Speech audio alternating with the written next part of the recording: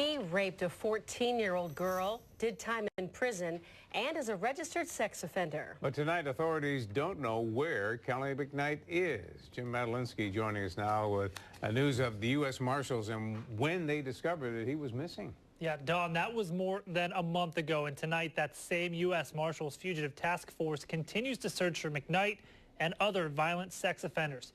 The disappearance of this sexual predator was discovered during a recent violence reduction operation, and I was along for the ride. Police, U.S. Marshals! These marshals are looking for this man, 40-year-old Kelly McKnight. He was convicted in Batavia in 2001 for raping a 14-year-old girl. This is where he's registered, but the building looks abandoned. McKnight nowhere to be found. I panicked. If they report that they're here, they should be here. So that means that they're in other neighborhood or hiding somewhere. That's scary. But it's a common theme for the U.S. Marshals Fugitive Task Force. Hey, man. How you doing? They always try to mislead us. They would list different addresses on different applications here and there.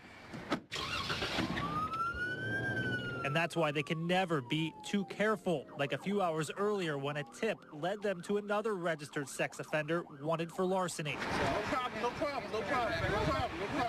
It was on just about the other end of the city, so we had to hustle over there in case he was tipped off that, he had a warrant. This time they got their man, but it's not always easy. Even with local police, sheriff's deputies, and this task force working every day, Ward admits it's tough to keep track of the hundreds of sex offenders in our area.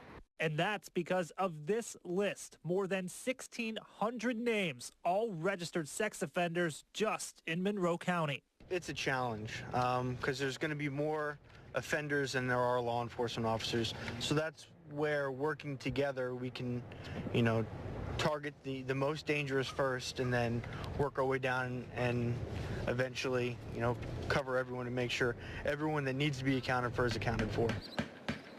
The numbers and being able to make sure that they're all staying in compliance is rather daunting. So we're going to go right around here.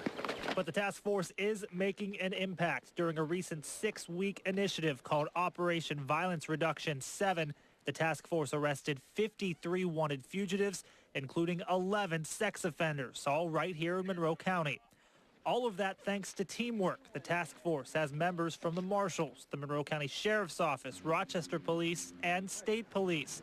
They have resources from Border Patrol, Immigration, and the DMV. They're like a family. They spend a lot of time together. They work very early in the morning till late at night. And maybe most importantly, they don't quit. While Kelly McKnight is still on the loose, the task force doesn't plan on stopping until he's caught. We don't stop. There is no pile that it gets thrown back into. We continue looking for you.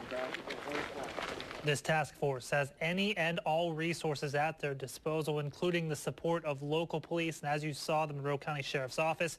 Now, we've posted much more from our time with this group, including our earlier story about the dangers this task force faces on a daily basis over at 13wham.com. Don?